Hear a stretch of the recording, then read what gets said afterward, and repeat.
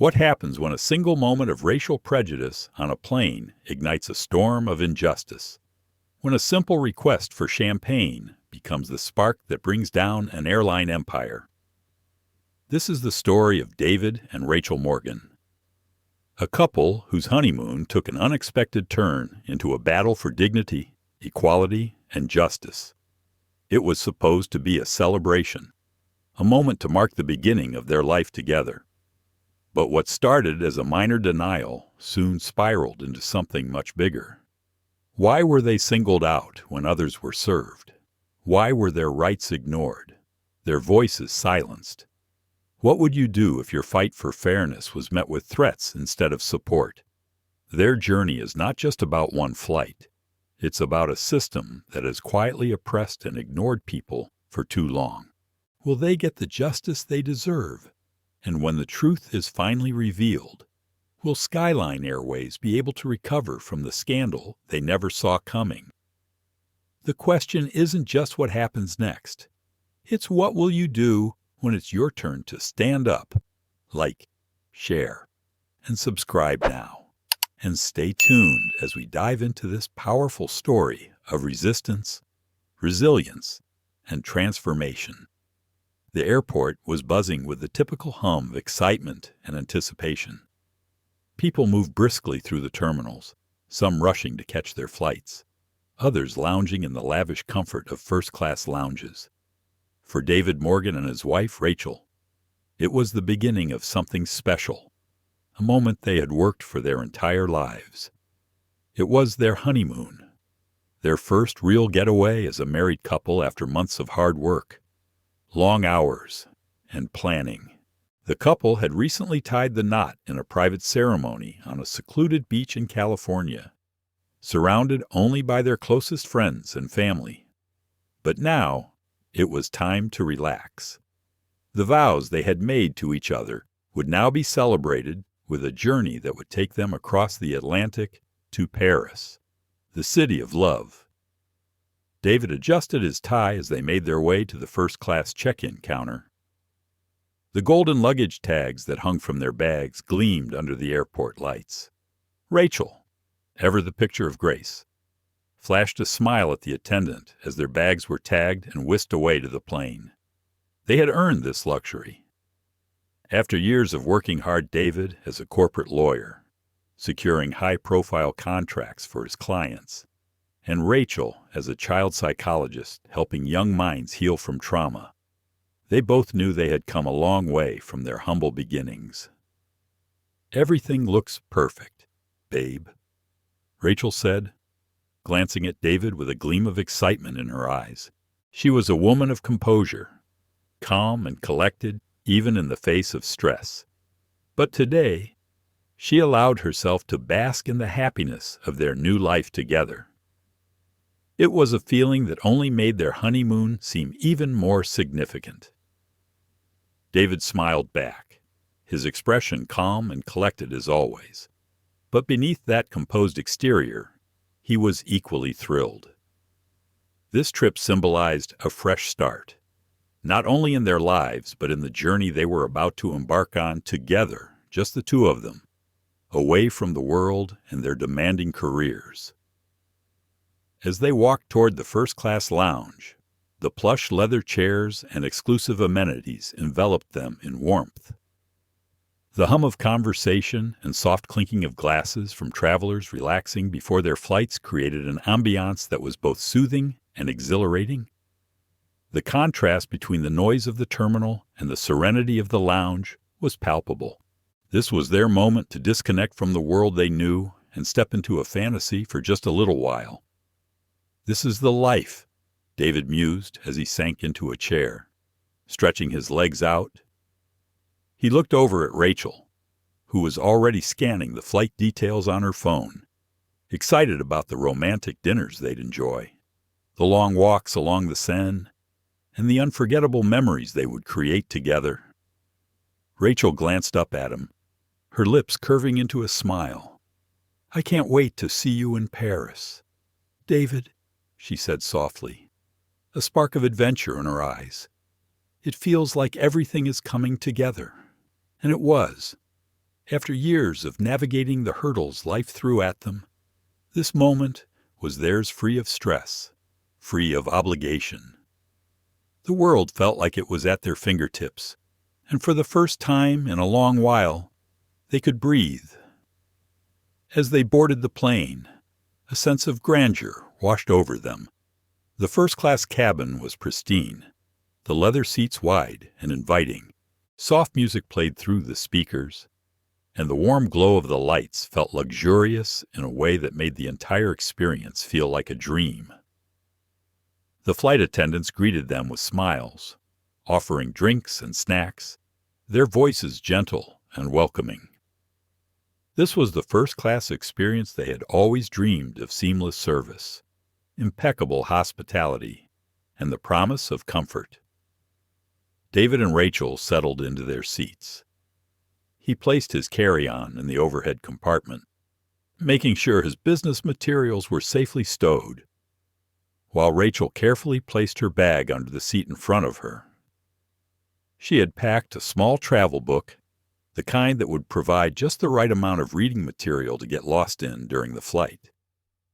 Rachel adjusted the pillow behind her neck and let out a sigh of contentment. "We've worked so hard for this, David," she said, her voice laced with both pride and joy. "I can't believe we're finally here." David nodded, a look of quiet determination in his eyes. It was a rare moment when he allowed himself to completely relax.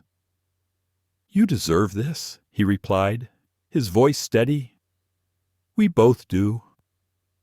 As the plane began to taxi down the runway, Rachel looked out of the window, watching the world outside blur into the vast expanse of sky. The excitement of the journey ahead filled her with a sense of peace. This was a fresh start, the beginning of their new chapter together. The seatbelt sign flickered off, signaling that they were officially in the air. A flight attendant approached their row, a cheerful smile on her face. "Welcome aboard. Would you like some champagne to start your flight?" she asked, holding a tray with sparkling glasses. Rachel's eyes lit up. "Yes, please," she said, her excitement bubbling over. This was the perfect way to begin their honeymoon, a celebratory toast to their new life together. David nodded, his own smile matching hers. "2 glasses, please," he added. The flight attendant nodded and went off to grab their drinks. As they waited, Rachel leaned in slightly, her voice soft but filled with joy. "Do you think we'll finally get to relax on this trip, David? It's been a long year, and I feel like we've earned it." David looked over at her, his expression tender but full of resolve.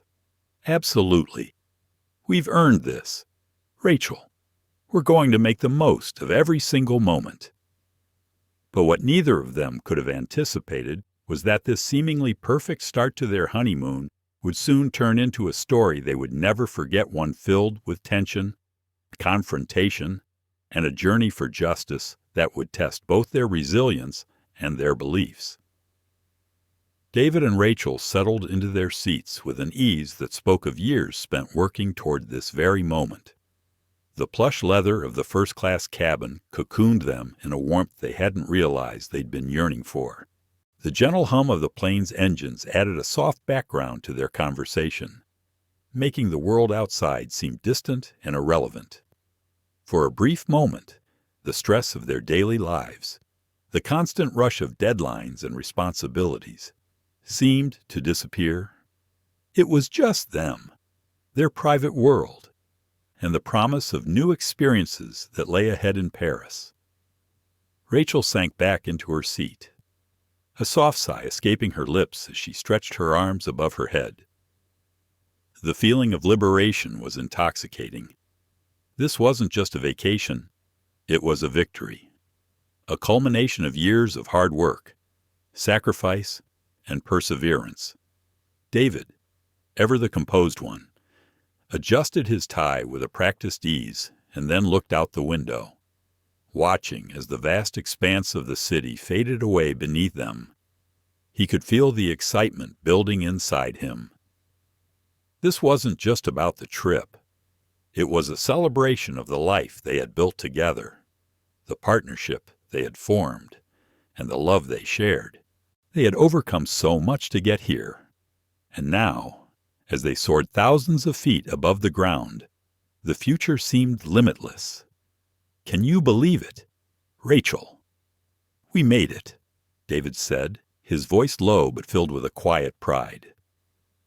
Rachel turned her head toward him, a smile playing on her lips. It feels surreal, though. I never thought we'd get here. Not because I doubted us, but because life always throws curveballs. But here we are." David chuckled softly, his eyes twinkling with humor. "Life's curveballs are nothing we can't handle. And besides, now we've got a whole week to forget about everything and just enjoy being with each other." Rachel's gaze softened. "I'm looking forward to that. It's been so long since we've had a break from everything. Just the two of us. We deserve this." A flight attendant, a woman named Catherine, appeared at their row, her navy blue uniform perfectly pressed, her smile wide and professional. She greeted them with a polite nod. "Good evening. Would you like a pre-flight beverage?" David gave her a warm smile, his hand resting on Rachel's. "Yes. We'd love 2 glasses of champagne to start our flight." Catherine nodded and turned to go, her movements smooth and efficient. As she walked away, Rachel leaned back in her seat, her fingers lightly tracing the edge of her armrest. "I'm so excited for Paris," she said. "We've been dreaming about this trip for so long. The dinners, the sightseeing, the romance. It's everything I've wanted." David nodded, turning slightly to look at her. "And we'll have it all. Rachel. Just you, me, and Paris." His tone was calm, but there was a glint of determination in his eyes, a reminder that his love for her wasn't just about the good times, but about supporting her through every challenge, big or small. The plane began its ascent, the gentle push against their seats, a subtle reminder of the journey ahead. David and Rachel exchanged glances, both of them lost in the magic of the moment. The flight attendants moved through the aisles, offering drinks to other passengers. The cabin was serene, filled with a soft murmur of voices, the occasional clink of glassware, and the soothing music that played softly through the overhead speakers. Moments passed, and soon Catherine returned with their champagne. She placed the glasses carefully on their tray tables, her smile still intact. "Here you go. 2 glasses of our finest champagne," she said, her tone just a little too formal for the intimate occasion. David raised his glass, his eyes meeting Rachel's.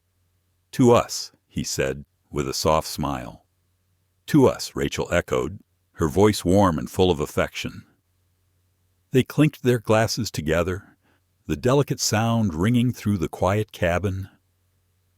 For a brief moment, the weight of the world seemed to disappear, leaving only the two of them, their love, and the promise of a beautiful future. Rachel took a sip of the champagne, savoring the crisp, refreshing taste. She leaned back in her seat, her fingers gently tracing the rim of her glass. "It's perfect," she said, her voice quiet. "Everything's perfect." David took a long drink, the champagne leaving a subtle tingle on his tongue. He felt the warmth of the moment settle over him, the excitement building in his chest as they sailed higher into the sky. But as the plane leveled off, and the initial rush of takeoff faded, a quiet unease began to creep in. He couldn't quite shake the feeling that something was off. It wasn't the flight, or the company, or even the luxury of the first-class experience. It was the way the cabin had felt almost too perfect, too clean, too curated. He glanced around, his eyes scanning the other passengers who were now settling in. A few were chatting. Some were already opening their own bottles of champagne, while others were focused on their personal screens. Everything seemed as it should be. But then David noticed something odd. The flight attendants, who had been attentive and polite, began to serve champagne to the passengers around them, one by one. The people seated in the rows behind them were handed glasses of the same champagne. The same champagne that David and Rachel had asked for just minutes ago. David's gaze shifted to Rachel. She hadn't noticed yet, but he saw it, the pattern. It was subtle, but undeniable. The other passengers, all of whom appeared to be white, were being served without hesitation, while he and Rachel had been ignored. A small knot formed in David's stomach. He wasn't one to jump to conclusions, but this felt different. It felt deliberate. Rachel shifted in her seat, noticing his tense posture. "David, what's wrong?" David shook his head slightly, forcing a smile. "Nothing. Just keep enjoying the flight." But inside, the quiet unease was growing. The flight attendant had smiled at the other passengers, had engaged with them in pleasant conversation, but had barely spared a glance for them. He felt a flicker of doubt, then frustration. He didn't want to jump to conclusions, didn't want to make a scene, but the more he observed, the clearer it became. They were being treated differently, singled out in a way that no one should ever be. Rachel raised an eyebrow, sensing the shift in his mood. "David, what is it?" David took a deep breath, trying to keep his voice steady. "We asked for champagne, Rachel, and they told us it wasn't available, but they're serving it to everyone else." Do you see that Rachel's eyes flickered toward the aisle, and she frowned? She saw it, too. She watched as the flight attendants moved with ease, handing out champagne to the passengers in front of them. But when they reached their row, it was a different story. Her heart sank. "That's strange," she whispered, her voice tinged with disbelief. "What's going on?" David looked back at her, his expression calm, but with a fire that was slowly beginning to burn inside him. "I'm going to ask them again," he said firmly, determination creeping into his voice. Rachel's hand moved to his, gripping it gently. "Are you sure?" David nodded. "If we don't stand up for ourselves now, we're just letting them get away with it." With a quiet resolve, David pressed the button overhead, signaling for the flight attendant. It was time for answers. He could feel the weight of the situation bearing down on him, but he knew that in this moment, they had to do something. They couldn't let this pass. David felt the faintest tremor in his hand as he reached for the call button. He pressed it firmly, almost too firmly, his thumb lingering on the plastic for a moment longer than necessary.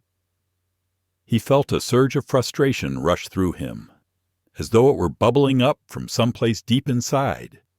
This wasn't just about champagne. It was about something more, something they could no longer ignore. The minutes seemed to stretch on in the silence between them. David glanced out the window, watching as the clouds floated past, drifting lazily in the sky, oblivious to the drama unfolding just a few feet away. Rachel remained quiet, her fingers lightly tracing the stem of her glass, still unsure of how to react to what was happening. David watched as the flight attendants moved briskly down the aisle, offering drinks to the other passengers. Their conversations, while polite, seemed to flow more easily with everyone else, with the occasional laughter and small talk that made the cabin feel more like a comfortable lounge than a cramped airplane. Then, just as David began to wonder if the crew had forgotten about them entirely, Catherine, The same flight attendant who had initially served them approached their row once again. Her smile was still there, but this time it seemed a little less genuine, a little more forced, as though she were masking something behind that polite exterior. "Is there something I can assist you with?" Catherine asked, her voice almost too sweet, the kind of sweetness that immediately put David on edge. He could feel his patience fraying at the edges. David sat up straighter, meeting her gaze. "Yes, actually, we requested champagne a few moments ago, and we haven't received it yet, though we've seen other passengers being served." Catherine's expression faltered for just a second so quickly that David almost thought he imagined it. But then it was gone, replaced by that same practiced smile. "I apologize for the delay," she said, her tone still polite but noticeably stiff. "We've had some issues with inventory, and I'll check on it for you right away." Rachel's eyes flickered toward David, her brow furrowing in confusion. She was doing her best to keep her composure, but it was getting harder to ignore the growing unease in her chest. There was something off about all of this, something that felt less like an innocent oversight and more like a deliberate choice. As Catherine moved down the aisle to check on the champagne situation, Rachel leaned in, lowering her voice. "David, what do you think is really going on here?" David ran a hand through his hair, trying to stay calm. "I don't know, Rachel, but I'm starting to think this isn't just a mistake. It feels like they're treating us differently, and I'm not sure why." Rachel's chest tightened. She knew David wasn't one to jump to conclusions. He was measured in his reactions, especially when it came to matters of race. But this was becoming impossible to ignore. The silence, the awkward glances from the flight attendants, and now the refusal of something so basic, it all pointed to one thing. And it wasn't a mistake. "I think we need to do something about it," Rachel said, her voice tinged with resolve. "We can't just sit here and let this go on." David glanced at her, his gaze steady and thoughtful. "I'm thinking the same thing. If we don't speak up, this will continue, and I'm not going to let that happen." A few moments passed, and Catherine returned, still holding a polite smile. She paused at the edge of their row, looking down at them with an expression that had shifted from professional to somewhat apologetic, but still maintaining a certain distance. "I'm terribly sorry for the inconvenience," she said, her voice soft. "Unfortunately, we have a very limited supply of champagne today, and we're only able to serve it to a select few passengers." David could feel his frustration rising, a sharp sting of disbelief hitting him in the chest. "A select few? What do you mean by that?" he asked, keeping his voice calm but firm. Catherine glanced nervously over her shoulder, perhaps trying to gauge whether any of the other flight attendants were paying attention. She cleared her throat, the tension in the air thickening. "I'm sorry, sir, but we've had to limit the amount of champagne we're serving to ensure fairness. The others were served earlier, and we've run out." Rachel, who had been silent up until this point, couldn't hold it in any longer. "But we've seen other passengers being served champagne after us. What's the real reason we're being denied?" David shot her a glance, warning her to keep her tone level. But it was too late. Rachel's frustration had reached a boiling point. Catherine shifted uncomfortably on her feet, her eyes flicking to the other passengers who were watching quietly, some with mild curiosity, others looking away as though they didn't want to get involved. "I assure you, it's not intentional," Catherine said, her voice now edged with a hint of defensiveness. "But the inventory is quite low, and we have to be mindful of how it's distributed." David stood up, his calm demeanor cracking slightly as the injustice of the situation hit him head-on. "We paid for first class.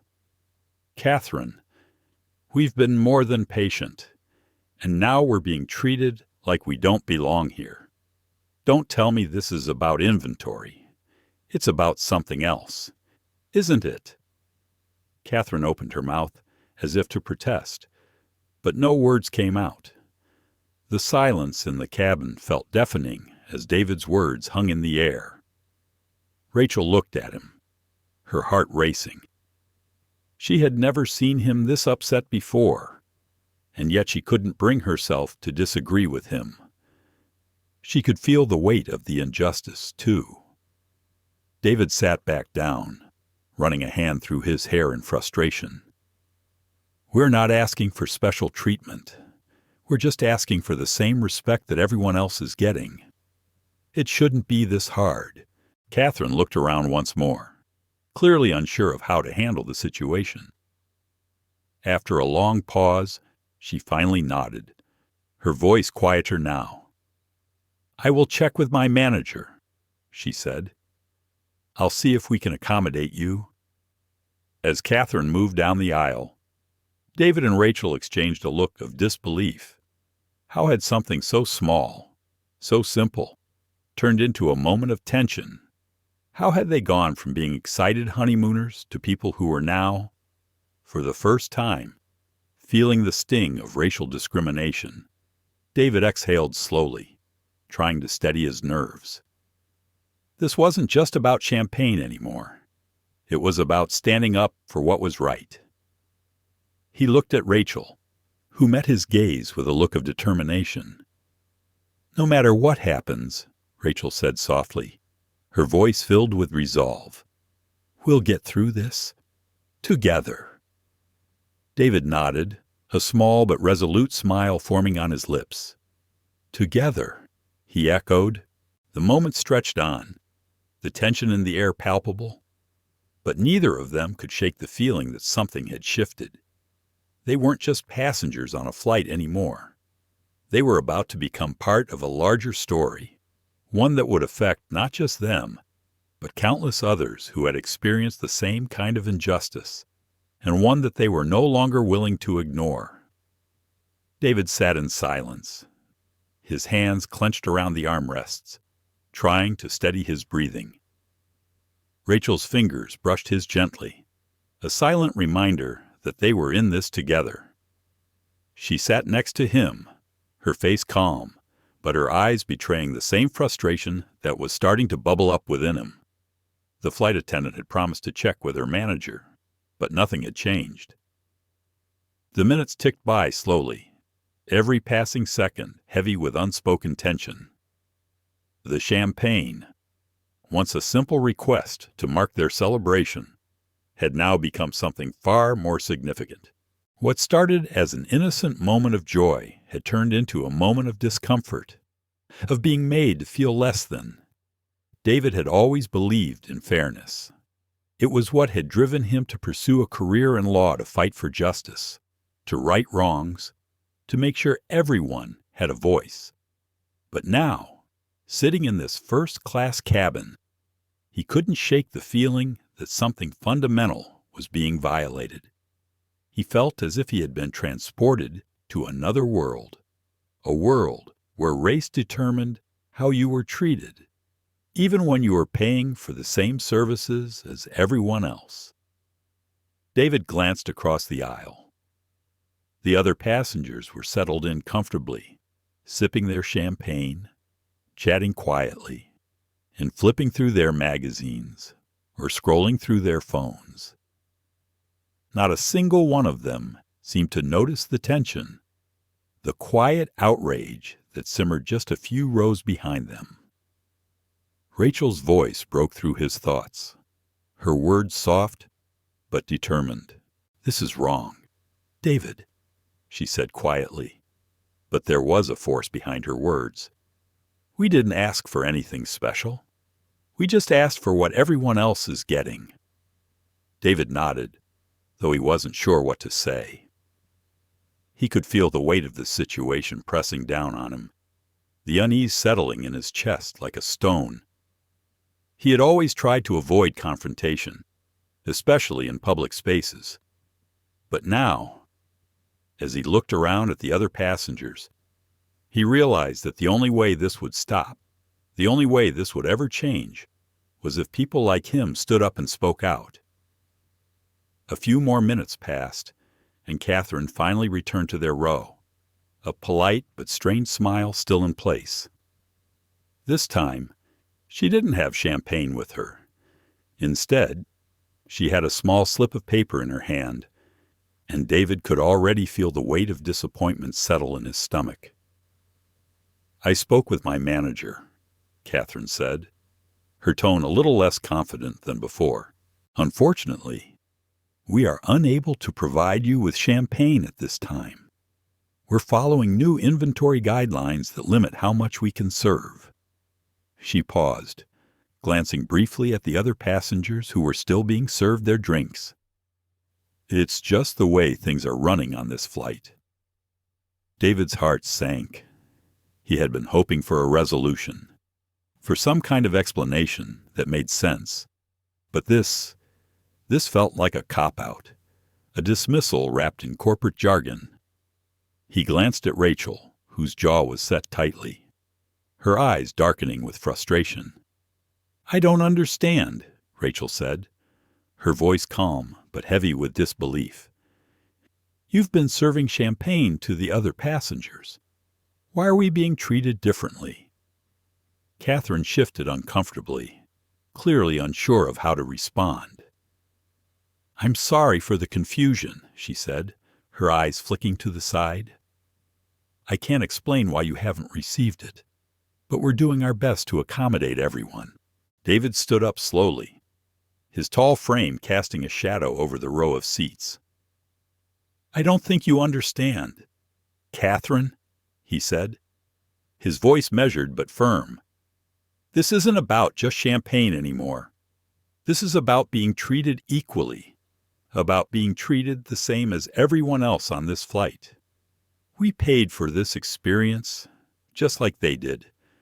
We're not asking for anything extra. We just want the same courtesy." Catherine's face flushed slightly, and she seemed to be searching for something to say, something that might smooth over the tension. But there was nothing. The silence in the cabin was thick, broken only by the low hum of the plane's engines and the soft rustling of paper as a few passengers shifted in their seats, sensing the growing conflict. Rachel stood up as well, her voice quieter but no less resolute. "We're not making a scene, Catherine. We're not trying to disrupt the flight. But this is about respect. And right now, we're not getting it." She glanced briefly at David, and then back at Catherine. "We're being singled out, and it's not right." Catherine opened her mouth to respond, but before she could, a tall man in a dark suit approached the row. He was the flight manager, his name tag reading Gregory. His presence was commanding, and he looked around the cabin with an air of authority. Catherine immediately stepped back, allowing him to take charge. "Good evening, folks," Gregory said, his voice calm but firm. "I'm the flight manager, and I've been made aware of your concerns. I just want to assure you that we're doing everything we can to make sure all passengers are taken care of." David's eyes narrowed. "Gregory, we've been asking for champagne since before takeoff, and we've been told there's a shortage, yet other passengers have been served. We're just trying to understand why we're being treated differently." Gregory glanced at Catherine, then back at David and Rachel. His face remained impassive. "I can understand your frustration," he said slowly, "but we've had to make some difficult decisions regarding inventory. Champagne is being distributed in a way that's fair to all passengers. I'm afraid we cannot provide any more champagne at this time." David felt his chest tighten. This wasn't a misunderstanding. It was a blatant refusal, a denial wrapped in excuses. He could feel the anger building inside him, but he knew that pushing too hard would only escalate things further. He didn't want to cause a scene, but he couldn't let it go either. Not now. Not when they had already been treated this way. Rachel looked at Gregory, her voice softer, but still firm. "You don't understand. It's not about the champagne. It's about how we're being treated. We've seen other people get served while we sit here, and you're telling us there's a shortage. Why are we being singled out?" Gregory hesitated, and for a brief moment, David thought he saw a flicker of guilt in his eyes, but it was gone, almost as quickly as it had appeared. "I'm sorry for the confusion," Gregory said, though his words didn't carry the weight of sincerity. "Please know that we take these matters seriously, and we'll be looking into this when we land. In the meantime, I'll make sure your needs are addressed." David took a deep breath, nodding slowly. "That's all we're asking for fair treatment," he said, his voice low but resolute. "That's all." Gregory nodded, then turned and walked away, leaving David and Rachel standing in their row, feeling the weight of the moment settle in. They weren't just passengers anymore. They were no longer part of the seamless, picture-perfect experience they had expected. Instead, they had become a symbol, an unintended catalyst for a conversation about fairness, respect, and equality. As the plane continued its journey through the clouds, David and Rachel sat in silence, each lost in their own thoughts. They hadn't won anything yet, but they knew one thing for sure: they weren't going to let this go. Not now, and not ever. The flight stretched on, and David and Rachel remained in uneasy silence. The tension between them was palpable, an unspoken acknowledgement that what had started as a simple request for champagne had evolved into something far more complex. As the minutes ticked by, David couldn't shake the feeling that they were being watched, that the entire cabin was somehow aware of the uncomfortable scene that had unfolded just moments ago. Rachel's fingers lightly drummed against the edge of her tray table, her gaze fixed on the seat ahead of her. David could feel the shift in her energy, the way she seemed to withdraw into herself, processing everything that had happened. He knew she was as frustrated as he was, but she, like him, was trying to maintain her composure. The last thing they wanted was to cause a spectacle, but the events unfolding around them made it nearly impossible to stay passive. David glanced around the cabin, trying to gauge how the other passengers were reacting. Some were immersed in their in-flight entertainment. Others were talking quietly amongst themselves, oblivious to the quiet storm brewing in the first-class section. But there were a few who had been watching. A woman 2 rows ahead of them had glanced back twice, her eyes wide, as if she had witnessed something unsettling. Another man, sitting near the window, had been staring intently, his eyes narrowed with concern. It was as though everyone could sense the underlying tension, but was too afraid to speak up. David shifted in his seat, trying to distract himself. He tried to focus on the book he had been reading earlier, but the words seemed to blur in front of him. Every sentence felt meaningless in the face of the injustice they were experiencing. His thoughts kept drifting back to the flight attendants, their calm, detached expressions, the way they had brushed off their requests, the way they had tried to deflect responsibility. Rachel turned to him, her voice barely above a whisper. "Do you think we're making too much of this?" David looked at her, his gaze steady.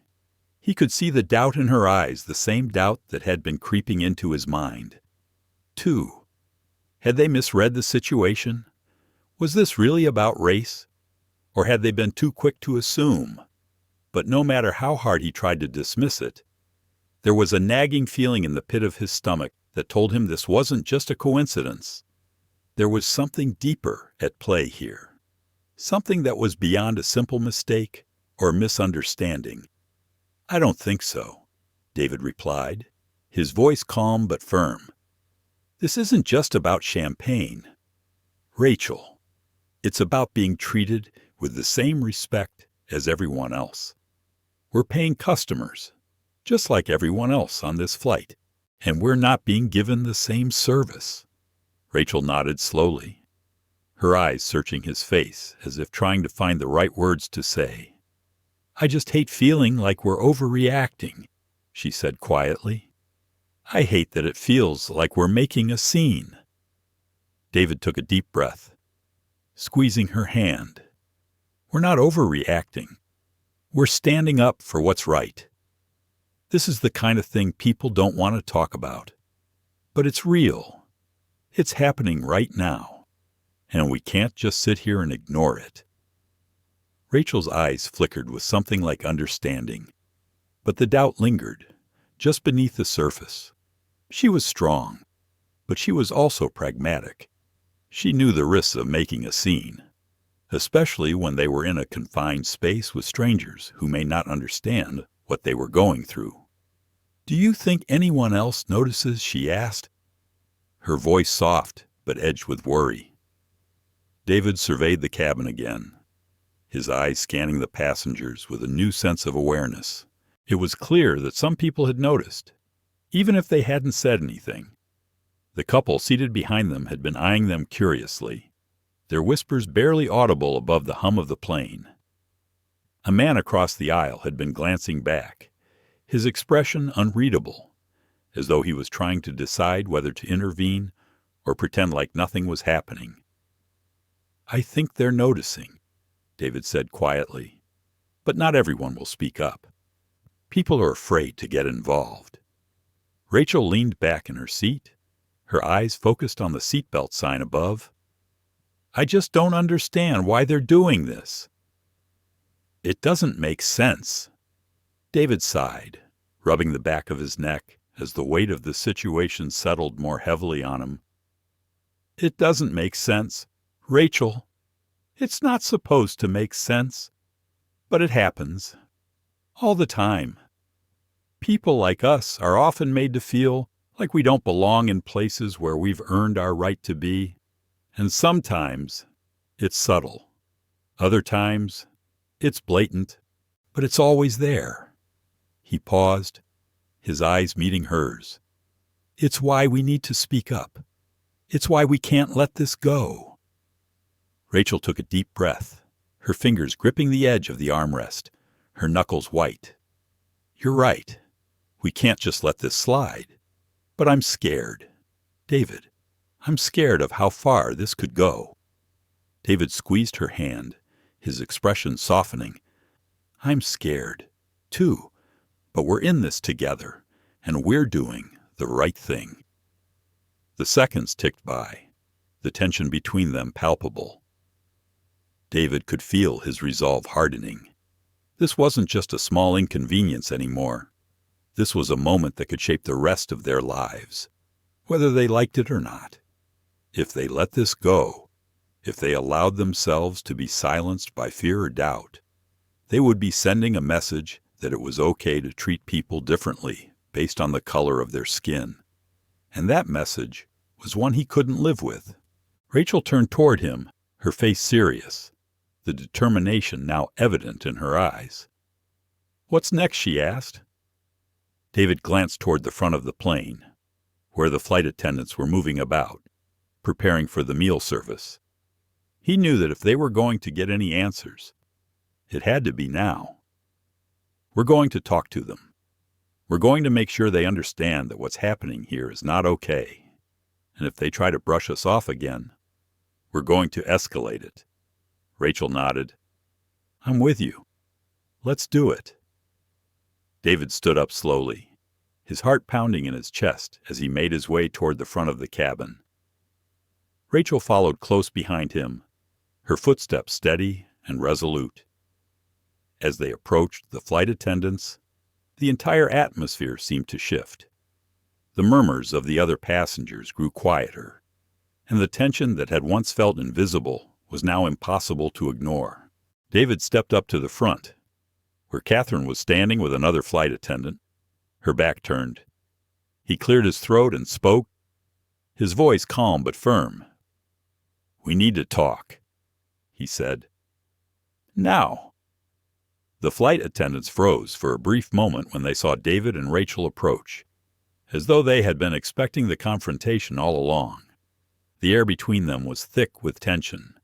David stood tall, his posture straight, and Rachel's calm but resolute expression reflected the same quiet strength.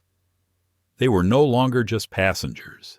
They were standing up for themselves, for each other, and for everyone who had ever been treated unjustly. Catherine looked up at them with a tight smile, her eyes flicking nervously to the other flight attendants. "Is there something I can help you with?" she asked, her voice not quite as confident as it had been earlier. The sense of detachment that had marked her earlier demeanor had shifted to one of unease. David stepped forward, his voice steady but firm. "Yes.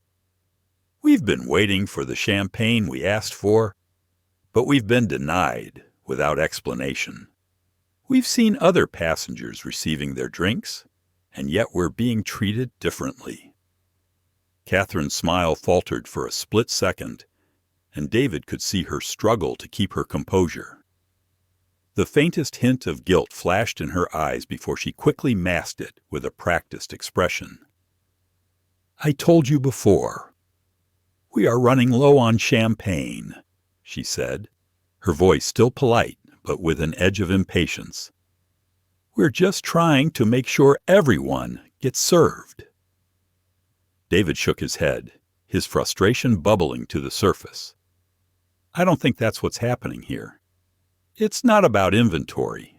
Catherine, you've been serving everyone else, and now you're telling us there's nothing left. That doesn't make sense." Rachel stepped forward slightly, her voice calm, but with an underlying firmness. "We didn't ask for anything special. We just asked for the same thing everyone else is getting." "Is that too much to ask?" Catherine opened her mouth to respond. But before she could speak, a voice interrupted them from behind. A man in a dark suit, with a name tag reading Gregory, the flight manager, approached. His demeanor was more authoritative than Catherine's, his presence commanding attention as he took the place at the front of the conversation. "I'm the flight manager," Gregory said, his tone measured but carrying a sense of authority. "I understand there's been some confusion about the champagne service. Let me clarify the situation for you." David raised an eyebrow. "You can start by explaining why we were denied service when everyone else has been treated just fine." Gregory glanced around the cabin, as if to ensure no one else was paying too close attention. "I've already explained the situation to my team. We're running a limited inventory for this flight, and unfortunately, some passengers have received more than others. It's just how things are being handled today." David's jaw tightened. "Are you telling me this is standard procedure? That it's okay to treat some passengers differently based on who they are or how much they ask for?" Rachel's heart skipped a beat at the implications of his words. It was becoming clearer now, more than ever, that they were being treated differently for a reason, and it had nothing to do with champagne. "Look," Gregory continued, his voice still calm but tinged with a subtle defensiveness, "we're doing our best to accommodate everyone. I'm sorry if there's been a misunderstanding, but we can't just hand out champagne without following the guidelines we've been given." David took a deep breath, his hand still gripping the armrest tightly, as though trying to keep himself grounded. His eyes met Rachel's briefly, and in that moment, they shared a silent understanding. This wasn't just about the champagne. It was about something much larger. It was about standing up for what was right, even when the world around them didn't want to see it. Rachel's voice was soft but steady as she spoke again. "We're not here to make a scene. Gregory, we're here to ask for something basic. We've paid for this service, just like every other passenger. We don't expect special treatment, but we do expect fairness." Gregory shifted uncomfortably, glancing back at Catherine and the other flight attendants, who were watching the scene unfold with varying degrees of discomfort. He could feel the growing tension, the eyes of the other passengers beginning to turn toward the commotion. There was no way to dismiss this any longer. "I understand your frustration," Gregory said, his tone losing some of its initial confidence. "And I'm sorry for the inconvenience, but I must ask you to return to your seats. We will look into this issue further once we land." David shook his head, his voice growing firmer. "No. We're not going back to our seats until we get some kind of resolution. You don't get to tell us it's over just because you don't want to deal with it." Rachel's heart raced, the adrenaline surging through her as she realized the enormity of what they were doing. This wasn't just a small confrontation anymore. It was something that could escalate, something that could have real consequences, not only for them, but for everyone who had ever been ignored or dismissed because of their race. Gregory's eyes hardened, and he glanced toward the front of the cabin again. The flight attendants were whispering to one another, clearly unsure of how to proceed. He hesitated for a moment, then straightened up, his eyes finally meeting David's. "I'm sorry, but I have to ask you both to remain seated. If you continue to press the issue, I'll have to involve law enforcement upon landing." The words hit David like a punch to the gut. Law enforcement. For asking for the same service that everyone else was receiving? The injustice of it stung in a way that was almost physically painful. But David refused to let that fear control him. They weren't going to let this slide. Not now. Not ever. He locked eyes with Gregory, his expression resolute. "You can threaten us with whatever you want, but we're not backing down. This isn't just about champagne. This is about standing up for what's right, and we will be heard." Rachel stood by his side, her posture firm, her voice unwavering. "We're not going anywhere until we're treated fairly, just like everyone else on this flight." The tension in the cabin reached a fever pitch as David and Rachel faced off with the flight manager. The moment felt suspended in time, as if the world around them had slowed down. The other passengers were silent, watching closely, their eyes darting between the couple and the flight attendants. And then, as if sensing that this confrontation was reaching its breaking point, Gregory exhaled slowly, his expression softening slightly. "Fine," he said quietly. "I'll speak to the captain about this, but I warn you, if you cause further disruptions, we will have to take action." David nodded, his voice steady but firm. "We won't back down." Gregory gave one last look at the couple before turning away, his footsteps echoing through the cabin as he walked toward the cockpit. The tension in the air remained, thick and heavy, as David and Rachel returned to their seats. Rachel looked at David, her heart still racing. "I can't believe this is happening," she whispered. David squeezed her hand, his gaze softening.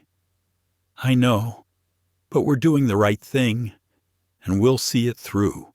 The plane continued its journey through the skies. But for David and Rachel, everything had changed. They weren't just passengers anymore. They were activists, fighting for their right to be treated equally in a world that too often overlooked people like them. And they weren't going to stop until they were heard.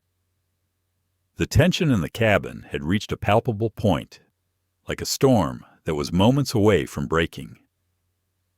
David and Rachel sat in their seats, the world outside the plane now seeming distant and irrelevant.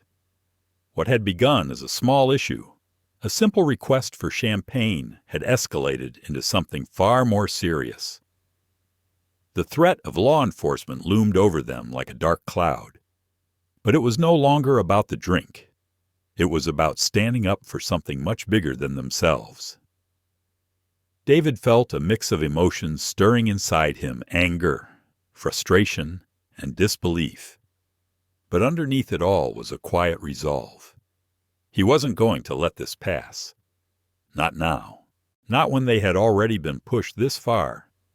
It was a small request, a basic act of recognition, something as simple as offering a drink to the people who had paid for it. And yet, somehow, this had turned into a confrontation, one that felt like a reflection of a much deeper, more insidious problem. Rachel, sitting beside him, was silent. Her fingers still gripped the edge of her seat, but there was a steady calm to her demeanor. She had always been the kind of person who faced challenges head-on, with grace and determination. But even she was struggling to come to terms with the reality of the situation. She had expected a simple, relaxing honeymoon, but now, every moment on this flight felt like an emotional weight pressing down on her. David looked at her, his voice low but filled with conviction. "We're doing the right thing, Rachel. This isn't just about us anymore. It's about everyone who's been made to feel like they don't belong." Rachel met his gaze, her eyes filled with a quiet strength.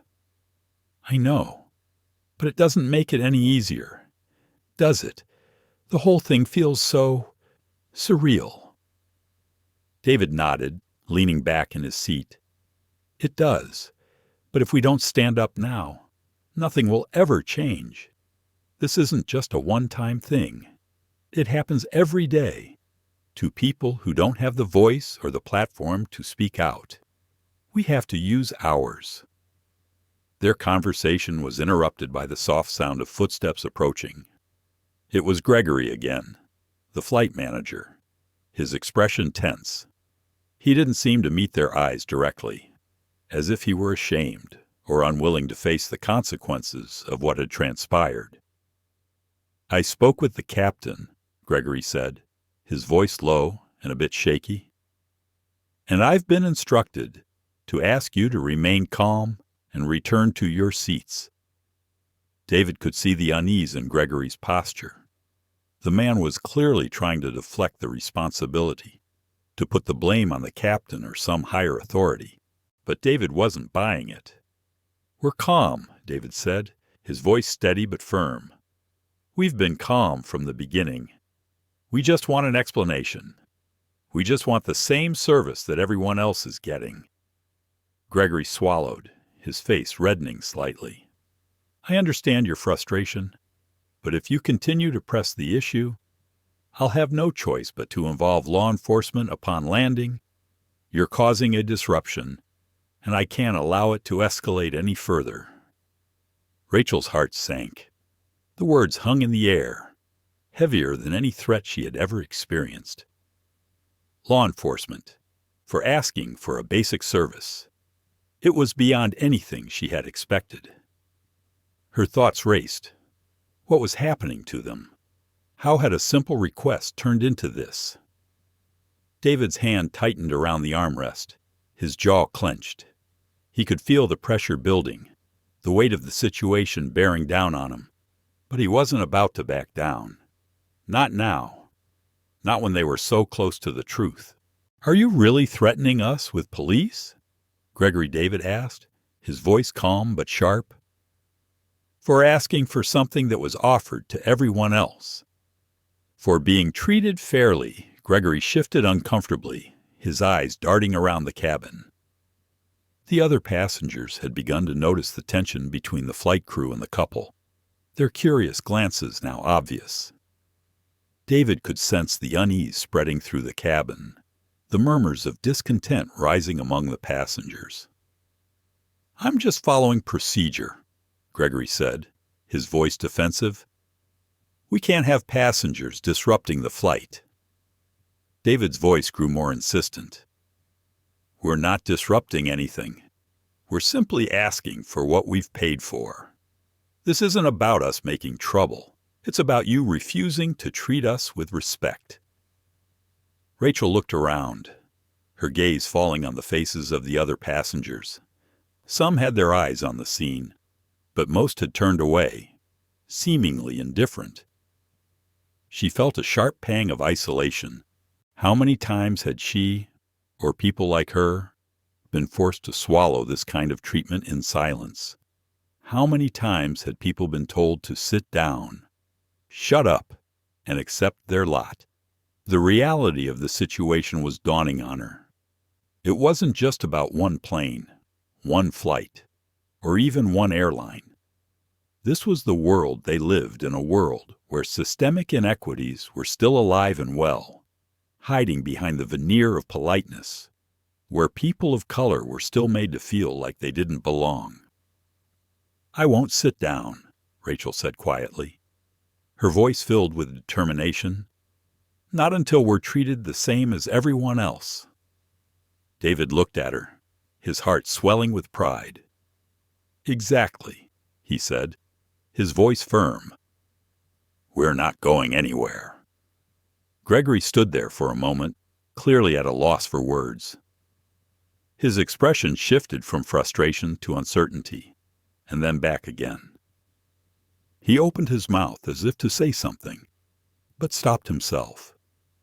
Finally, he exhaled sharply. "Fine," he said, his voice now filled with reluctant acceptance. "I'll bring you the champagne you requested, but this needs to stop here. Do you understand?" David nodded, but his gaze remained steady. "We're not asking for anything extraordinary. We just want to be treated with the same dignity and respect that everyone else is." As Gregory walked away, the quiet buzz of conversation returned to the cabin, though it felt different now. The air was charged with a sense of discomfort, as if the passengers knew something wasn't right, but were too afraid to speak up. David and Rachel sat in their seats, the tension lingering in the air around them. They had fought for this moment, but the battle wasn't over. As long as people were still made to feel like they didn't belong, as long as discrimination went unchecked, there would always be more work to do. Rachel glanced at David, her eyes filled with quiet determination. "We're doing the right thing," she said, her voice resolute. David nodded, squeezing her hand. "We are, and we won't stop until things change."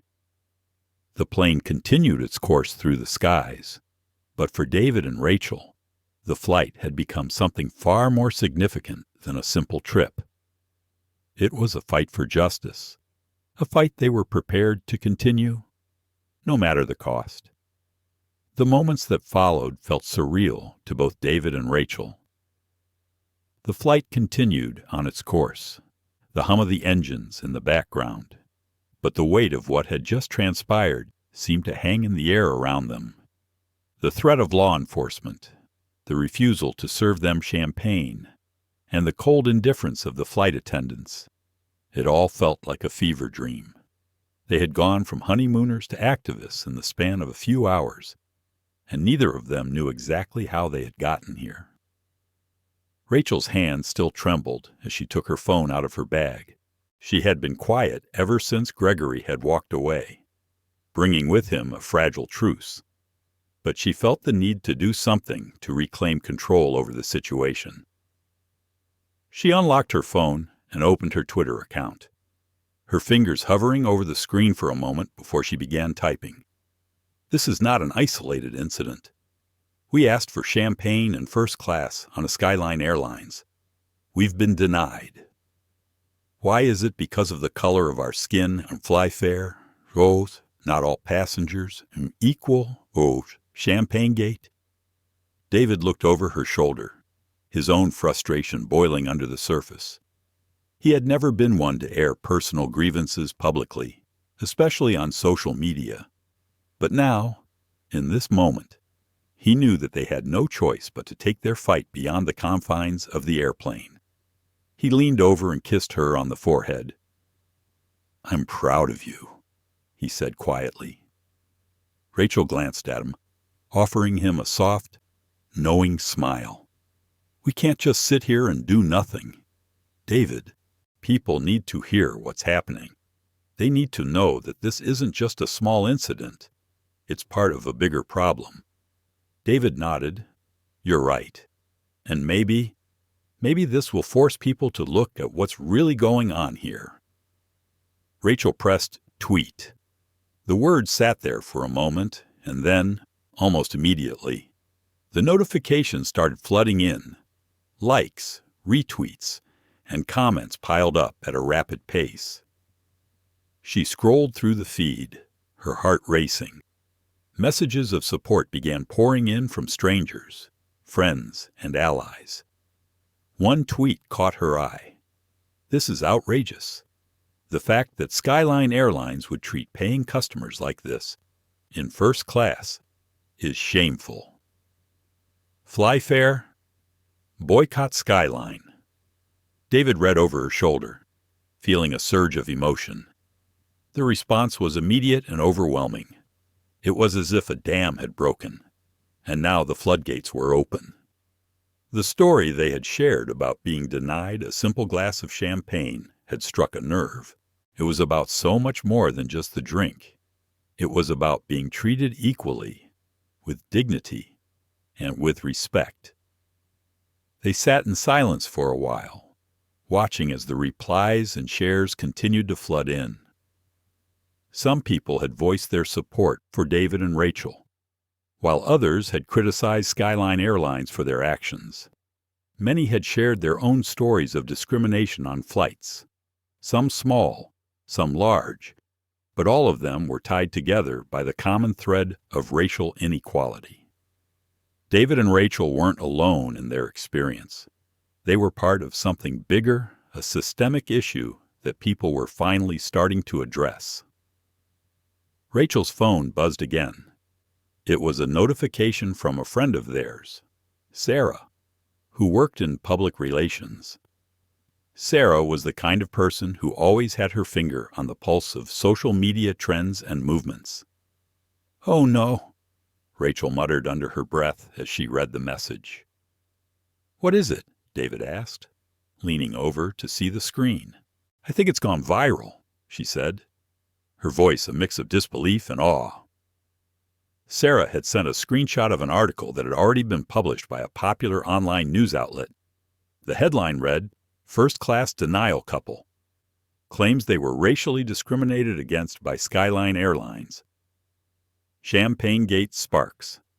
Outrage." David and Rachel exchanged stunned glances.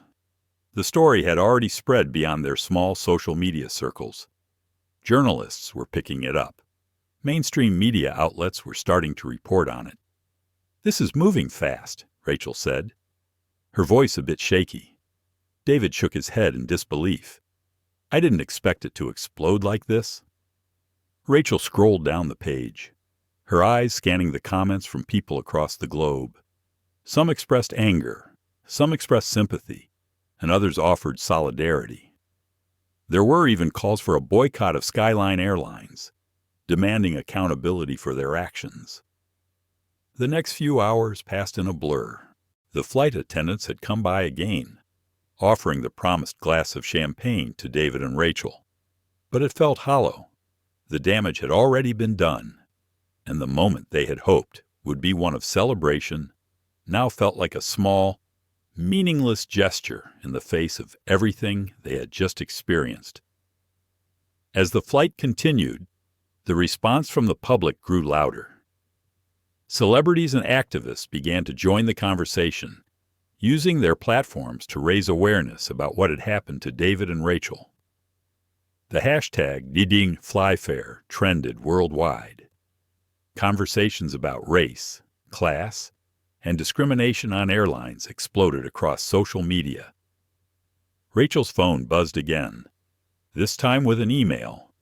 It was from a prominent civil rights lawyer, Bryson King, whose work had gained recognition for challenging discriminatory practices in corporate America. David glanced over at her. "What's it say?" Rachel quickly read through the message. "Bryson King wants to represent us. He says he believes this is a clear case of racial discrimination, and he's offering his legal services pro bono." David blinked, his heart pounding. "Wow, this is bigger than we ever imagined." Rachel looked at David, the weight of it all sinking in. "We didn't ask for this. We didn't ask for our honeymoon to turn into a public spectacle, but we can't back down now." David nodded, his expression resolute. "No, we can't. If our story can help bring change, then we have to see it through." Meanwhile, Skyline Airlines was scrambling. Their social media accounts were flooded with messages of outrage, and the pressure was mounting. The airline's PR team had issued a generic statement, claiming they were looking into the incident and were committed to resolving the issue. But it was too little, too late. People weren't buying it. The corporate spin was obvious, and the public wasn't satisfied with vague promises. They wanted accountability.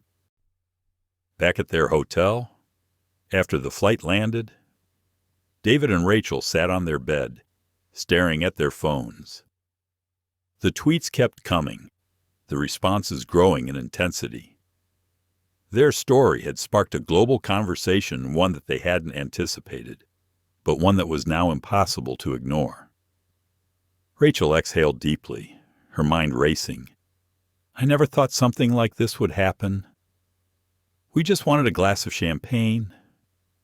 David reached out and took her hand, squeezing it gently. "We didn't ask for this, but it's happening now, and we can't let it stop here. We need to make sure this isn't just a moment, it's the beginning of something bigger. We have the chance to change things." Rachel nodded, her eyes glistening with tears she hadn't allowed to fall. "We will. We have to." As they sat there, overwhelmed by the magnitude of everything that had unfolded, they knew one thing for sure. This was just the beginning.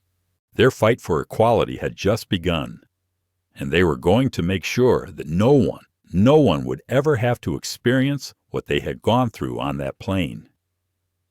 The days following the flight were a whirlwind. David and Rachel barely had time to rest, their phones buzzing constantly with new notifications. Messages poured in from strangers, celebrities, activists, and even politicians who had taken an interest in the story.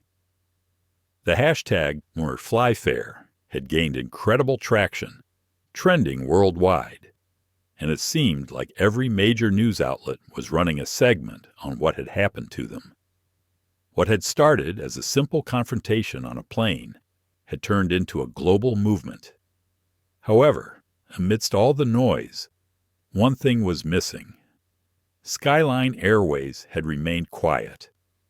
They had issued a brief statement apologizing for the inconvenience and promising an internal investigation, but that felt like a hollow response. The public demanded more. They wanted accountability, and Skyline was beginning to feel the heat. David sat at the edge of their hotel room bed, his laptop open in front of him, his fingers typing furiously as he navigated through the flood of emails that had accumulated over the past few days, from law firms offering to represent them to media outlets asking for interviews. It felt like the world had shifted beneath their feet. Every moment brought new opportunities, but it also brought new challenges. Rachel, sitting beside him, scrolled through social media. She had been receiving messages of support from all over the world, some of them from people who had experienced similar incidents, and others from people who simply wanted to lend their voices to the cause. It was overwhelming, but it was also empowering. She had never felt more connected to a larger community than she did now. David paused for a moment, his gaze drifting over the messages he had just read. "I can't believe how big this has gotten." "Rachel," he said, his voice thick with disbelief, "we're not just fighting for justice anymore. We're leading a movement." Rachel looked at him, her expression thoughtful. "I didn't expect this either, but I'm glad it's happening. It's bigger than us now, and I'm proud of what we've done." David nodded, but a sense of unease still lingered. While the attention was rewarding, it also meant that the pressure was on. Skyline Airways was bound to respond more forcefully, and David couldn't help but wonder what their next move would be. The airline's silence had been deafening.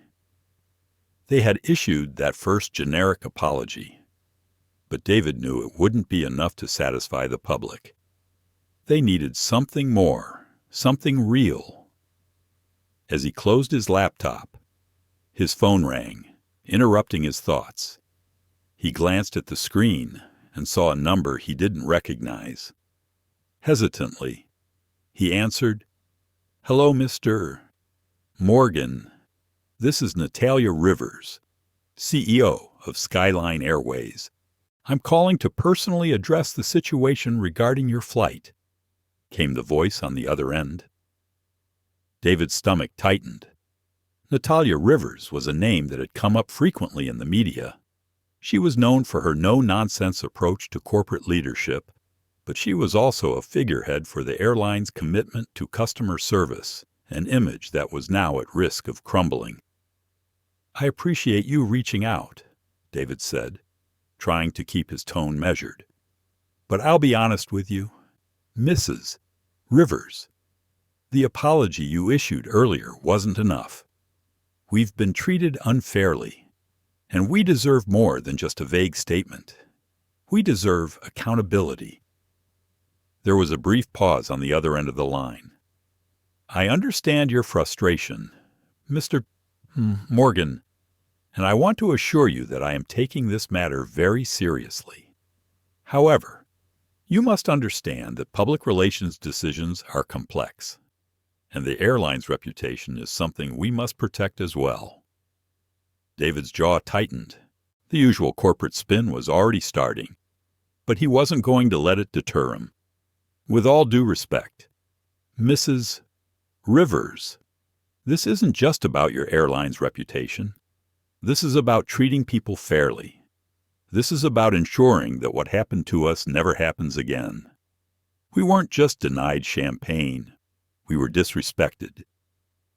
And you need to take responsibility for that." Rachel sat silently beside him, watching him carefully. The tone of the conversation was intensifying, and she could feel the weight of David's words. She knew he was right. This wasn't just about their experience. This was about ensuring that no one else had to go through what they had. Natalia Rivers spoke again, her voice more measured this time. "Mr. Morgan, I agree that the way you and your wife were treated was unacceptable. We've already begun an internal investigation to determine what went wrong. I am personally reviewing the incident, and I would like to meet with you and your wife to discuss a resolution. We will do everything in our power to make this right." David hesitated. This was the response he had been waiting for. But he knew they couldn't let the airline off the hook so easily. They needed more than just an apology. They needed real, tangible change. "We'll meet with you," David said slowly. "But we have conditions. We want a public apology, a commitment to diversity training, and a clear action plan to prevent this kind of behavior from happening again. And we want this to be a public commitment, not just an internal memo that gets swept under the rug." Natalia's tone softened slightly. "I'm willing to discuss those terms, Mr. Morgan, but I must be clear this is not something that can be fixed overnight. It will take time." David didn't hesitate. "We understand that, Mrs. Rivers, but we also know that real change doesn't happen without pressure. The world is watching, and we're not backing down." There was a long pause on the other end of the line. When Natalia spoke again, her voice was quieter, almost resigned. "I understand. I will work with my team to prepare a statement and discuss the next steps.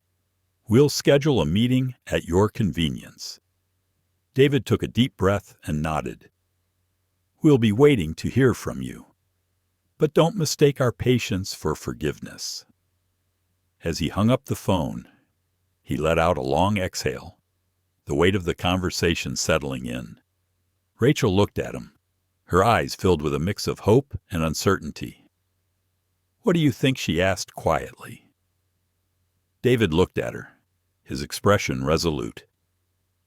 "I think we're finally being heard, Rachel. But this is just the beginning. They're going to try to spin this, to downplay it. But we can't let them. We have to keep the pressure on. We have to make sure this isn't just a PR stunt. It's a real change in how they do business." Rachel nodded. "We'll keep fighting for it, not just for us, but for everyone who's been treated like this." David smiled, the quiet strength in his gaze evident. "Exactly. And we'll make sure they remember this moment, long after it's over." The phone call had been a small victory, but it was only a start. They had forced Skyline to confront what they had done. Now, it was up to David and Rachel to make sure that the airline didn't just apologize, they needed to change. And with the world watching, there was no room for failure. The weeks that followed the conversation with Natalia Rivers were nothing short of a whirlwind. David and Rachel had set into motion a series of events that no one, least of all Skyline Airways, had anticipated. What had begun as a seemingly trivial denial of champagne in a first-class cabin had turned into a full-blown public battle for justice. They had forced the issue into the spotlight, and now the world was watching. Rachel sat at their hotel suite's desk, scrolling through endless emails, legal teams, journalists, and influencers. Everyone had something to say, and each message carried the weight of expectation. The pressure was mounting. On one hand, the public support they were receiving was overwhelming, with people from all over the world expressing solidarity and sharing their own stories of discrimination. On the other hand, they knew that this fight was far from over. The real challenge now was to make sure that the airline's promises for change weren't just empty words. David, sitting next to her, read through a draft of a statement prepared by their attorney, Bryson King, who had been instrumental in guiding them through the process. The statement, aimed at furthering the public conversation, was sharp, concise, and forceful. It outlined the need for systemic change within the airline industry, calling out the repeated patterns of racial discrimination they had experienced. But what struck David most was the final line. "We are not fighting for a symbolic apology. We are fighting for real, lasting change. We have to make sure this isn't just a moment." "Rachel," David said, his voice firm but weary. "Skyline has tried to brush us off at every turn. They've tried to play the 'we'll do better' card. But that's not enough. We need accountability, and we need it now." Rachel looked up from her phone, her brow furrowed in concentration. "And they know that now. People aren't letting this go. David, it's not just about the champagne anymore. It's about treating people equally. All the time, no matter who they are." David nodded, his gaze fixed on the screen of his phone. "Exactly. And I won't let this become a footnote in the news. It's bigger than just us. It's about standing up to the system. It's about the hundreds, thousands of people who've been made to feel less than, who've been ignored, dismissed, and belittled for no other reason than the color of their skin." Rachel took a deep breath, her hands resting on the desk as she leaned forward. "We've got to keep the pressure on them. Not just Skyline, but every company, every institution that hides behind their diversity policies without actually practicing what they preach." David's phone buzzed again, pulling him from his thoughts. He looked at the screen and saw a notification from a news outlet. Skyline Airways had issued a new statement addressing the public backlash. His stomach tightened. "They've responded," David muttered, his voice laced with both skepticism and anticipation. Rachel glanced at the statement on his screen. The airline's response was just as he'd expected: another corporate apology, a vague promise to review internal policies, and a pledge to offer diversity training to their staff. But David saw right through it. This wasn't a resolution. This was more of the same. "They're playing the same game," David said, his frustration mounting. "They're trying to do damage control without actually doing anything to change the root cause. We're not going to let that happen." Rachel's phone buzzed as well, interrupting the moment. It was a message from Bryson King. "Here it is," she said, her voice steady but filled with urgency. She read aloud from the message. "The law firm is ready to move forward with filing a formal complaint with the Department of Transportation and the EEOC. We'll also be requesting an independent investigation into the airline's practices, and we've garnered support from several civil rights organizations." David's heart began to race. This was it. The next step in their fight was finally falling into place. They weren't just going to settle for a corporate apology. They were going to push for something that could create real, systemic change. They were going to make Skyline face the consequences of their actions. Bryson's message continued. "We'll be releasing a joint statement with our legal partners and activists. This will be the public launch of the class action lawsuit. It's time to take this battle to the next level." Rachel set her phone down, looking at David with a sense of determination that mirrored his own. "This is it. David, this is what we've been fighting for. Not just for us, but for everyone who's been left behind by an industry that's supposed to serve them." David looked at her, the weight of everything they had been through settling on his shoulders. "It's not just about us anymore. This is for everyone who's ever had to sit quietly in the back, wondering why they weren't good enough to be treated with the same respect as anyone else." The next morning, David and Rachel stood outside their hotel, facing a growing crowd of reporters and activists. Their story had spread beyond their expectations, and now they were the face of a movement, one that was demanding real change, not just in the airline industry, but in corporate America as a whole. The press conference that followed was tense, with cameras flashing and microphones shoved toward David and Rachel. But through it all, they stood tall, unwavering in their resolve. They spoke of their experience, of the refusal to be treated equally, and of the growing movement that had emerged in response. "This isn't just about a single flight," David said, his voice ringing clear and strong. "This is about the culture that's existed for far too long, where people of color are treated differently, forced to prove their worth, and made to feel like they don't belong. And we won't stand for it anymore." Rachel stepped forward, her voice steady as she addressed the crowd. "We're asking for more than just an apology. We're asking for accountability. We're asking for real change. No one should ever have to experience what we did, and we won't stop until we see that change happen." The crowd cheered, their support filling the air like a wave of energy. The pressure was now on Skyline, and they couldn't ignore it any longer. David and Rachel knew that this was just the beginning. The road ahead would be difficult, long legal battles, public scrutiny, and the weight of expectations, but they were ready. They had started a conversation that could no longer be silenced, and they were going to make sure it continued until the very end. The days following the press conference felt like a blur. The media coverage of David and Rachel's fight had reached a fever pitch, with news outlets across the globe covering the story. What had started as a single incident aboard a plane had now become a powerful call to action. People from all walks of life were reaching out, sharing their own stories of discrimination, offering their support, and urging David and Rachel to keep pushing forward. The hashtag #YasAFlyFair had become a rallying cry for those seeking justice, and it wasn't going away anytime soon.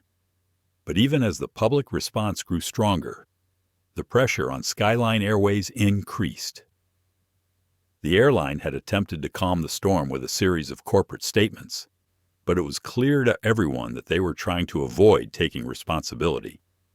The vague promises of diversity training and internal reviews seemed like hollow gestures in the face of the mounting evidence.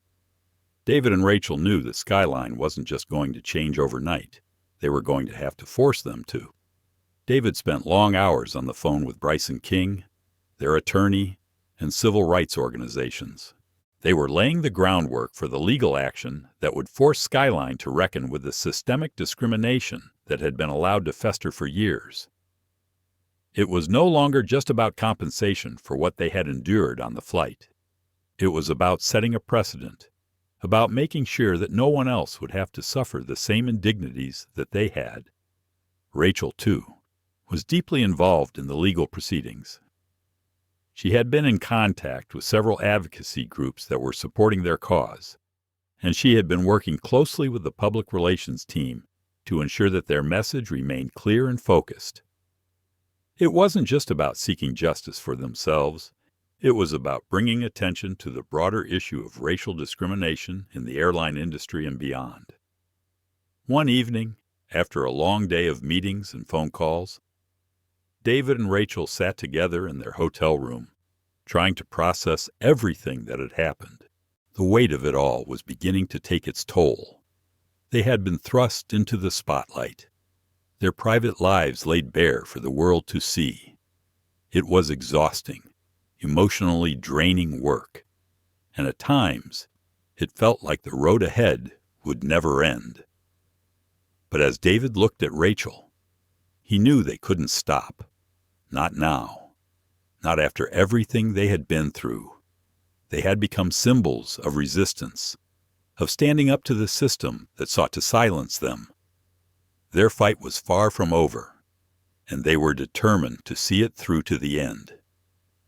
Do you ever think about how much has changed in such a short amount of time? Rachel asked, her voice quiet but filled with wonder. David smiled softly, his hand reaching for hers. Every single day. I never imagined our honeymoon would turn into this. But at the same time, I know we're doing the right thing. We're forcing people to look at what's really going on. Rachel nodded, her gaze distant as she looked out the window. I've always believed in justice, David, but I never thought it would be this hard to get it. It feels like every step we take, we're pushing up against a wall. But at least now, people are listening. David's heart swelled with pride as he watched her. Rachel had always been the quieter, more introspective one, but through this process, she had found a voice, a powerful, unshakable presence that demanded respect. He knew they couldn't have come this far without her strength, her clarity of purpose. I'm proud of you, Rachel, he said, his voice filled with emotion. You've been incredible through all of this. She turned to him, a small, tired smile on her face. I couldn't have done it without you. David, this has been hard, but we're in it together, and we're going to see it through. Just then, David's phone buzzed, pulling them both out of their moment of quiet reflection. It was another email from Bryson King. David opened it quickly, scanning the text. Good news, he said, his voice tinged with cautious optimism. We've got the support we need. Civil rights organizations are backing us, and Bryson's confident that we have a strong case. It's time to move forward with the lawsuit. Rachel's heart skipped a beat. This was the moment they had been waiting for, the point at which their battle would move from public outcry to real, tangible action. The lawsuit would not only demand justice for them, but would also hold Skyline Airways accountable for the broader issues of systemic discrimination in the airline industry. David looked at Rachel, his eyes reflecting a mix of determination and exhaustion. It's time to take this to the next level. We're not just fighting for ourselves anymore. We're fighting for everyone who's been treated this way. Rachel took a deep breath, her heart heavy with the weight of their decision. I know, and I'm ready. We've come this far. We can't stop now. The following weeks were filled with legal proceedings, media interviews, and meetings with activists and civil rights groups. The momentum behind the Fly Fair movement continued to grow, and pressure on Skyline Airways mounted. The airline had tried to move on from the incident, but with each passing day, it became harder for them to ignore the public outcry. As the lawsuit moved forward, David and Rachel found themselves increasingly in the public eye. They were invited to speak at rallies, participate in discussions about racial discrimination in the workplace, and share their story with national media outlets.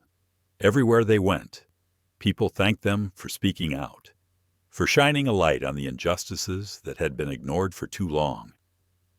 But the constant attention began to wear on them. They were still just two people, trying to process what had happened, trying to make sense of it all. At times, the weight of it felt like too much to bear. The stress of the lawsuit, the constant scrutiny, and the emotional toll of reliving their experience took its toll on both of them. One evening, after a particularly draining day of interviews, they sat together in their hotel room, both feeling the exhaustion settle in their bones. "Do you ever wish we could just go back?" Rachel asked, her voice soft and distant. Back to before all of this happened, David turned to her, his heart aching at the sight of her worn-out expression. He knew she was tired of the fight, tired of the constant stress, tired of the attention. "I don't think we can go back." "Rachel," he said, his voice tender, "but I think we can make sure that no one else has to go through what we did. And that's why we have to keep going. For everyone else who's been made to feel invisible, who's been treated like they don't matter." Rachel leaned into him, closing her eyes for a moment. "You're right. We can't stop now. This is bigger than us." David kissed the top of her head, holding her close. "We've come this far together, and we're going to finish this together." As they sat in their hotel room, the weight of everything they had endured began to feel like a distant echo. They had fought back against the injustices they had faced, and now they were on the verge of something bigger, something that could change the system. Together, they had stood up for what was right, and they weren't going to stop until they had achieved true justice. As the months went by, David and Rachel's fight for justice began to take shape, each step marking progress, but also drawing them further into a world of public scrutiny. The lawsuit against Skyline Airways was filed, and the wheels of legal action slowly began to turn.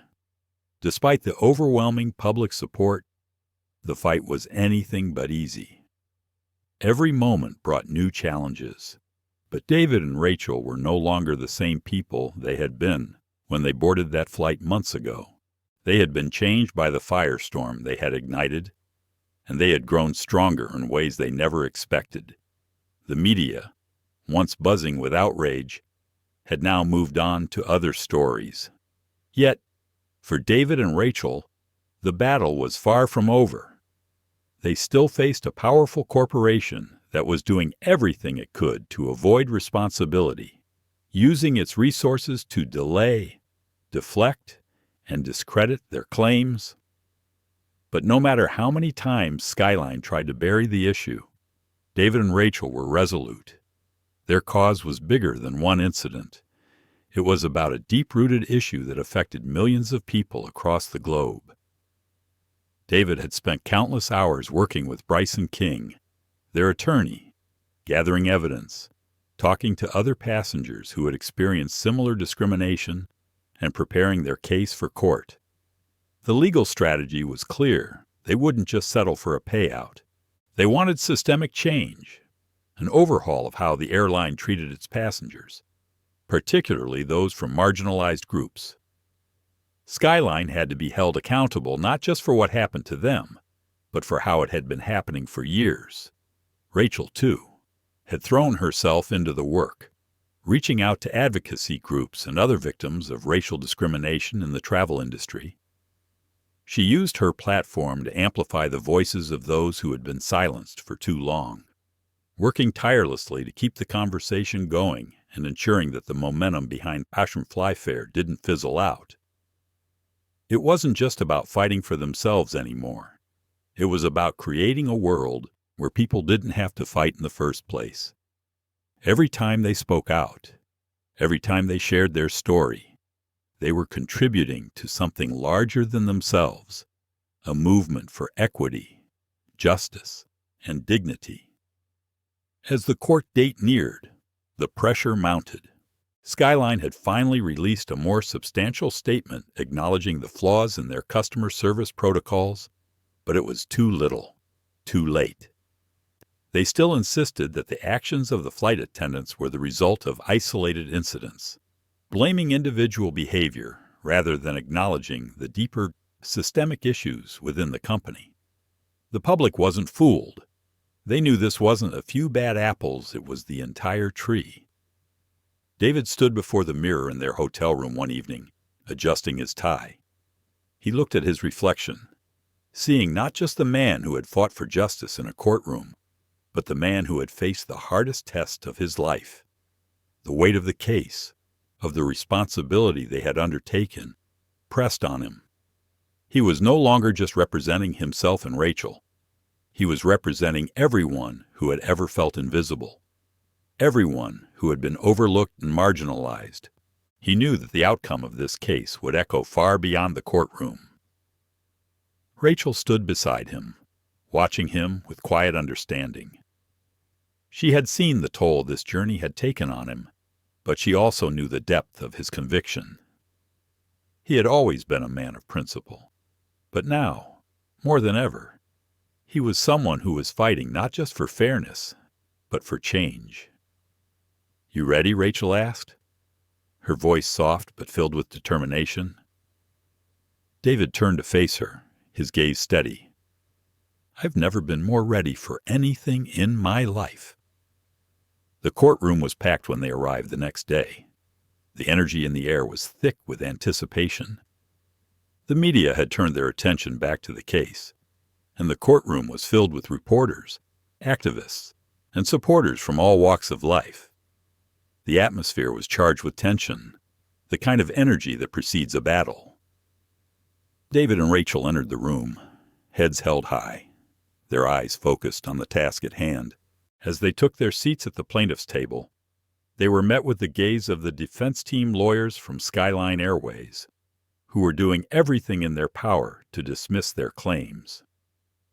The airline had hired a powerhouse legal team, but David and Rachel weren't intimidated. They had truth on their side, and they knew that the public was watching, ready to hold the airline accountable. The proceedings began with opening statements, and David watched as Skyline's lead attorney tried to paint the situation as a simple misunderstanding, a momentary lapse in judgment by a few rogue employees. But David wasn't buying it, and neither was the jury.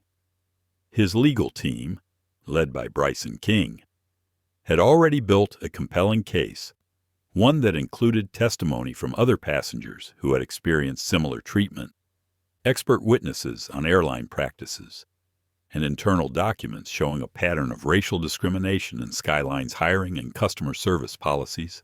David knew that this was their chance to make a real difference. He had spent countless hours preparing for this moment, but nothing could have prepared him for the emotional weight of it. This wasn't just a case. It was a moment of reckoning, a chance to show that discrimination in any form, no matter how small or seemingly insignificant, could no longer be tolerated. Rachel's heart raced as she listened to the arguments unfold. This was the moment they had been working toward, and now it was here. Every word, every detail, mattered. She knew that their voices could inspire change, and she was determined to make sure that their experience wasn't forgotten. The courtroom was her stage now, and she was ready to use it to amplify the voices of those who had been silenced for too long.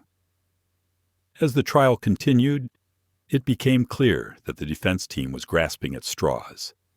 Their arguments grew weaker with each passing hour, and the jury could see it. The more they tried to discredit David and Rachel's claims, the more the truth came to light. Skyline Airways had allowed a culture of discrimination to fester, and now they had to face the consequences. The turning point came when Rachel took the stand. Her voice was steady, but her words carried the weight of everything they had experienced. She spoke not just for herself, but for every person who had ever been denied basic dignity because of the color of their skin. When she finished her testimony, the room was still. David knew the impact of her words would resonate long after the trial was over. This was more than just a legal case. It was a call to action. The world could no longer ignore the truth. As the final arguments were made, the jury deliberated. David and Rachel sat in the courtroom, their hearts in their throats, waiting for the decision that would shape the rest of their lives. They had come this far, and they had fought with everything they had. Now, it was up to the jury to decide if Skyline Airways would be held accountable for its actions. Hours later, the verdict was announced. The jury had found in favor of David and Rachel. The airline was ordered to pay damages and, more importantly, to institute sweeping reforms in its policies to address racial discrimination in its customer service and hiring practices. It was a victory, but it was just the beginning. David and Rachel stood together, their hands clasped tightly as the courtroom erupted in applause. The fight was far from over, but this was a moment they would never forget. They had won not just for themselves, but for everyone who had ever been made to feel less than. They had forced a corporation to face its demons and to make things right. And in that moment, they knew that their voices had made a difference. The road ahead was still uncertain, but David and Rachel had learned one important lesson: the power of standing up for what is right, no matter the odds, was something no corporation or anyone could ever take away. As the verdict is read and justice is finally served, David and Rachel's journey reminds us of the power of standing up for what's right, no matter how small the injustice may seem at first. Their fight wasn't just for themselves. It was for the countless others who have been silenced by systemic bias, their voices ignored, and their dignity overlooked. They showed us that courage can spark change, and even in the face of overwhelming odds, standing together can topple giants. But this story is far from over. The fight for justice, equality, and true accountability continues, and we have only begun to see the changes it will inspire. As we reflect on the emotional, powerful path these two took, let's remember the importance of compassion, respect, and action. It's up to us to keep pushing for what's right. Thank you for being a part of this journey. If David and Rachel's story touched you, like, share, and subscribe to our channel. You won't want to miss what's coming next. Stay tuned for more impactful stories that challenge the world to be better, kinder, and fairer. Together, we can make the difference.